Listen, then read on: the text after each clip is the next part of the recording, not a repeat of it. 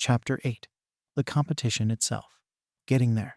The logistics involved in getting your team to the moot competition can be surprisingly complex, so you must begin to plan very early in the process.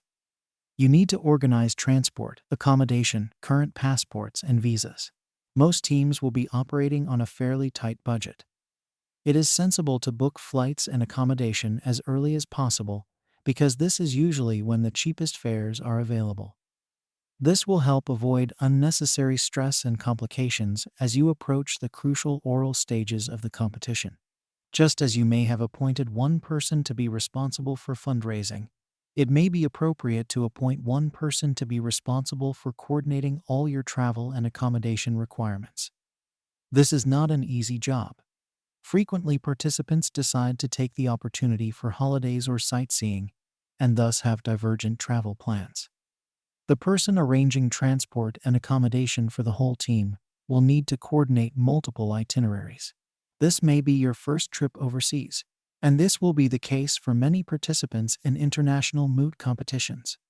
Or if you have been overseas before, it may have been on a family holiday. Traveling overseas for the first time can be a daunting but very rewarding experience. Given that you are doing this in the context of a competition, fears may be multiplied. There is no need to be fearful or concerned. You will be traveling with a group of people whom you have probably spent the last few months virtually living with. As a team, you should be supportive and look after each other through this process. One of the greatest concerns people have when traveling is the fear of getting lost. This is not an irrational fear, particularly if you are going somewhere where you cannot speak the language. However, it is something you can prepare for. Each member of the team should ensure that they personally know all the travel and accommodation information. This is not something to be delegated, as in the event that you do become separated from your team, you need to know what to do. If possible, familiarize yourself with your intended destination before you actually depart. You can do this by looking at a map and ascertaining the general location of major landmarks, including the location of the competition, in relation to your accommodation. Good traveling maps can be bought very easily from bookstores, or you can view maps on the internet. Moot participants frequently return with stories of missed connections, lost luggage, and even lost teammates. It is something you will laugh about later, but at the time it can be emotionally testing. If possible, try to arrive in the city where the moot is to be held a day or two early. This will allow you to relax in your new environment. Establish how you plan to move from your accommodation to the moot venue. How long will it take? Actually try it out and make sure you know where you are going. Apart from simply being a fun act of exploring, testing your intended route also serves a very important purpose in your preparation for the competition.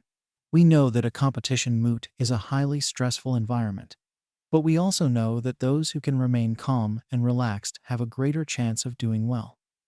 It stands to reason that you should eliminate any additional and unnecessary sources of stress and anxiety wherever possible. The fear of getting lost on the way to the moot, or even just of being late, is very easily avoided by traveling the route beforehand. There are many other fears and questions that will arise when traveling. Many of them you may not even appreciate until they actually descend upon you. For example, when you first pull your suit out of your suitcase, it will inevitably be crushed. What do?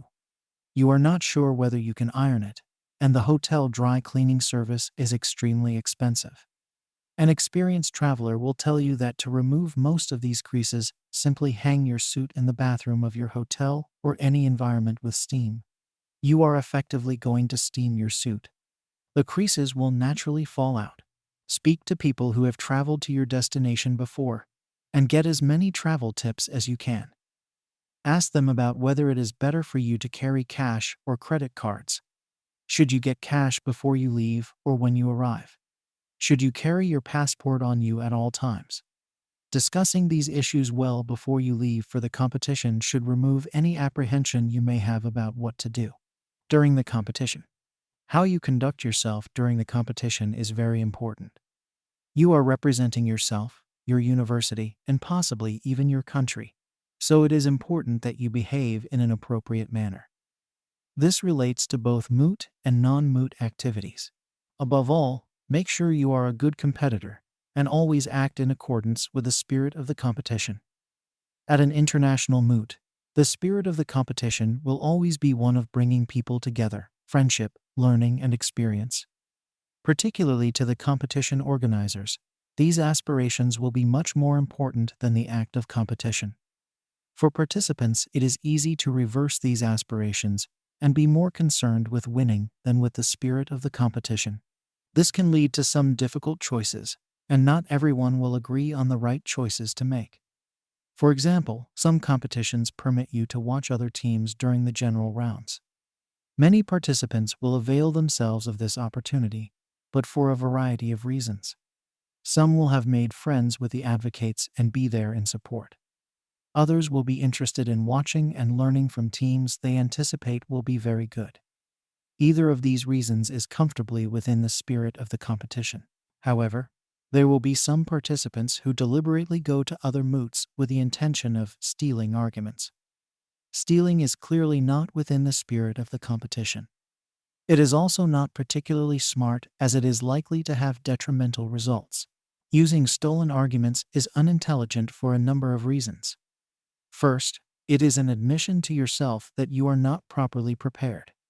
If you have followed the advice throughout this book, you will be very well prepared, and you do not need to steal anyone else's argument. Preparation leads to confidence. Confidence in turn results in a better presentation. A better presentation means a greater chance of doing well in the competition. Second, if you adopt a new argument from someone else's submission, it will be impossible to work through every twist and turn of the argument the night before you are to present it. Even if you study long into the night, there will simply not be enough time. Remember how long you have spent developing your existing arguments. The only certain consequence of spending most of the night before the moot on a new argument is that you will be tired the next day. If you do not thoroughly understand the argument, it will be reflected in your submission. You will not know what questions to expect. You will not necessarily know the relationship it may have to other aspects of your team's submissions. You are likely to pause and hesitate during your presentation because you are still thinking about how to formulate the argument. Your apprehension over this new argument is likely to undermine the persuasiveness of your submission generally. Thirdly, remember that winning a moot competition is not about winning the case. A well-prepared and polished submission, for whichever side, has a much better chance of scoring well than a more innovative, but less well-prepared one. Almost all competitions allow competitors to view the finals. If you do find yourself watching rather than participating in a final, it is very important to be gracious in defeat. It can be very difficult to watch finals because if you have gone through months of preparation, you will always think you could have done better. We touched on a similar point in the section on working in a team headed Continue the Teamwork, pages 92-3, as we have already discussed. Sitting in the audience is very different from presenting the case, and while you might think you know how you would respond to a question, you can never be sure. Do not devalue someone's achievement just to make yourself feel better. Be happy for those who win, just as you would hope they would be happy for you. Although it may only provide cold comfort, it is also very beneficial to reflect on how finals are judged, particularly if you have lost a final. Each competition is different. However, what is common to nearly all is that the judging style in the finals will change from the judging style in the general rounds. Those moots that do have a number of general rounds generally ask the moot masters to give a team or an individual a mark. At the end of the general rounds, these marks are totaled, and the highest scoring teams proceed to the finals. Because a score is given and a total taken, moot masters in these general rounds can give each student the same score if they wish. They are not actually forced to decide who is better. In essence, there does not need to be a loser. However, in final rounds there must be a winner and consequently a loser. As a result, chance plays a much greater part in whether you proceed or leave the competition, which increases the potential for a seemingly unjust decision. On many occasions, the audience favorite has not been the winner. Unfortunately, that is just life. Sometimes the luck will run with you, and sometimes it will run against you. How you respond is a measure of the sort of person you are. What to do when you are not mooting. There are two sorts of activities you can do when you are not actually mooting: those that are moot related and those that are not. Moot related activities include such things as participating in more practice moots and doing more research. These can be very important but are not much fun. Typically, they involve sitting in your hotel room surrounded by the same material that has consumed your life for the past few months, while a world of new experiences beckons outside the door. The decision to work or explore should be a hard one. On the one hand, you will want to do well in the competition, and maybe, just maybe, you will suddenly discover the magic argument that had been eluding you all this time. On the other hand, if you leave your hotel room, you are guaranteed to learn something new. It will be a difficult decision because you will want to make sure that you have been committed to your task and given your best effort. But if you think about it rationally, that is why you do all those hours of preparation before you arrive. Everything we have discussed in this book so far, all the time you have spent preparing, brings us to this point. The ultimate secret of success is to have fun. This is a genuine and very serious objective intended to help you reach your greatest potential in the competition.